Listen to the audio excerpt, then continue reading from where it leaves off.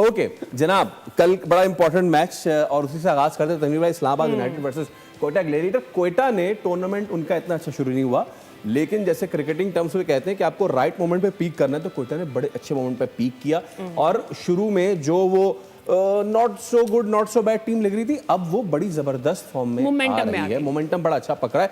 दूसरी जानिब इस्लामाबाद यूनाइटेड, शुरू में उनका टेक ऑफ, फिर उनका आया थोड़ा स्लाइड डाउन और उसके बाद उन्होंने फिर कल प्रूव किया कि दे आर गुड टीम। तो पहले साथ हेड टू हेड देख लें। हाँ बिल्कुल, पहले जरा हेड टू हेड देख लेते हैं कि दोनों टीमों के दरमियान किसका जरा पलड़ा भारी है। एंड 22 मैचेस हैं दोनों टीमों के दरमियान हुए और 11 कोयटा ग्लैडिएटर्स के नाम रहे, 10 इस्लामाबाद यूनाइटेड के पलड़े में आए।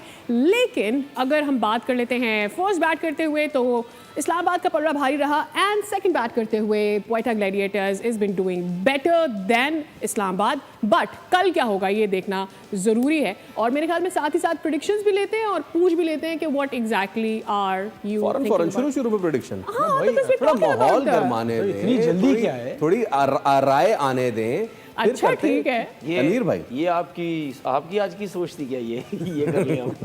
हाँ, इन्होंने आते मतलब मुझे लग रहा है इनको आज कहीं जाना है। नाज़रीन, शो शुरू हुआ, आई प्रेडिक्शन लेते हैं, अल्लाह हाफिज़। ऐसा नहीं है भाई कहीं हम आपको कहीं नहीं जाने देंगे, फवाद भाई खाना खिला देंगे जीतने। नाज़रीन, एक बार फिर अंदरूनी बातें चल रही हैं, लेकिन मैं चाहूंगा हाँ तनवीर भाई, देखिए कोयटा की जो परफॉर्मेंसेस हैं या आखिरी 3 मैच देखें तो उसमें एक ही प्लेयर क्लियर नज़र आता है, हसन नवाज, जिसने मुल्तान के खिलाफ और आखिरी 2 मैच इस्लामाबाद के खिलाफ उसने दोनों इनिंग्स में ज़बरदस्त, तीनों मैचेस में बड़ी ज़बरदस्त 100 किए, फिर 2 रायली रूसो को कैसे बोल सकते हैं? ठीक है, नहीं रायली रूसो को तो देखिए, बात सुने, रायली रूसो को तो हमने दुआएं कर करके रन करवाए, उससे तो रन ही नहीं हो रहे थे भाई। हाँ वैसे ये बात भी है, ठीक है ना, उससे तो रन ही नहीं हो रहे थे। ये बिल्कुल वही वाला हिसाब है जो एलेक्स हेल्स के बारे में आप कल कह रहे थे। नवाज तो करता हुआ आ रहा है, फिर खुर्रम शहजाद ने बड़ी अच्छी परफॉर्मेंसेस दी है, तो इनके पास जो परफॉर्मेंसेस हैं मतलब वो बहुत अच्छी रही हैं।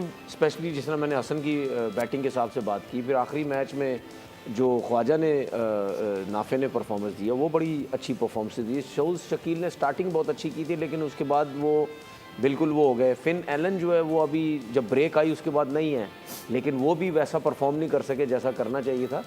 लेकिन देखिए अच्छी बात ये होती है कि आपके लोकल प्लेयर्स, आपकी लीग की वैल्यू, फ्रेंचाइज की वैल्यू बनती ही उसी वक्त है जब आपके लोकल प्लेयर्स परफॉर्म करते हैं।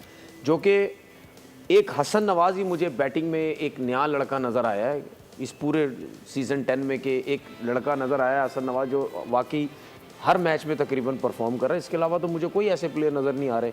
हमने जो कल जितने भी परफॉर्मेंसेस देखी थी 3-4 लड़कों की टॉप की, उसमें पुराने लड़के नज़र आ रहे थे। मतलब साहबजादा फरहान भी था, लेकिन हम उसको साहबजादा फरहान को हम नया लड़का नहीं कह सकते भाई, वो बहुत अरसे से डोमेस्टिक खेल रहा है। तो उसमें फ़खर जमान भी थे, रिजवान भी थे, साहबजादा फरहान भी थे, तो एक आध प्लेयर हमें नज़र आया। लेकिन ये है कि ये अच्छी चीज़ थी कि खुर्रम शहजाद ने बहुत अच्छा परफॉर्मेंस दी है, उसने परफॉर्मेंस अच्छी दी, उस तरह और जितने भी थे। लेकिन मैं ये कह सकता हूँ कि अगर मैं ये बोलूँ कि कोयटा हो या कराची हो, इन दोनों में से अभी से कह रहा हूँ किसी एक को फाइनल जीतना चाहिए।